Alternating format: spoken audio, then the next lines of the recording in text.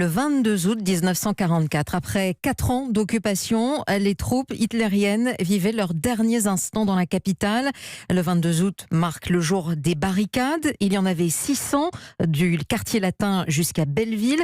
Une page de l'histoire gravée à jamais dans la mémoire de la résistante Jeannette van der Schoten. Pauline Jacot est allée à sa rencontre chez elle, à Deuil-la-Barre, dans le Val d'Oise. Je crois que j'ai ma carte encore. Jeannette van der Schoten. Je suis née le 16 septembre 1918. Elle pose sur la table sa carte du Parti communiste, une médaille de la Libération et quelques photos. Sa mémoire est intacte. À bientôt 101 ans, le regard de Jeannette ne vous quitte pas des yeux bleus, des boucles blanches. Elle s'assoit et se souvient. Août 44, voilà 4 ans qu'elle est entrée en résistance. Mon premier travail, ça a été d'imprimer, de taper et de distribuer. On a commencé à taper l'appel du général de Gaulle, l'appel du Parti communiste. J'ai fait des distributions la nuit. Quand il y avait, comme on les appelait les hirondelles, des flics qui passaient, on faisait comme si on était des amoureux. On risquait la mort pour ça, hein. Mais ça ne nous faisait pas peur.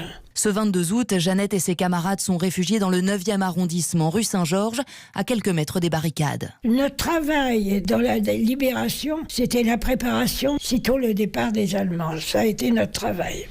Dès le début, j'ai été responsable du service social. On avait quelques camarades qui venaient nous dire où ça en était, qui, elles, étaient sur les barricades. Les heures passent, mais les Allemands n'abdiquent pas. Les habitants longent les murs et Paris retient son souffle. On avait peur de circuler. Ils tiraient des étages et ils ont résisté, hein. On a eu peur longtemps. On a fait un travail de fourmi, hein. Paris brûle-t-il? Non, il n'a pas brûlé. Le 26 août, le général de Gaulle défile sur les Champs-Élysées. Jeannette ne veut pas se mêler à la foule.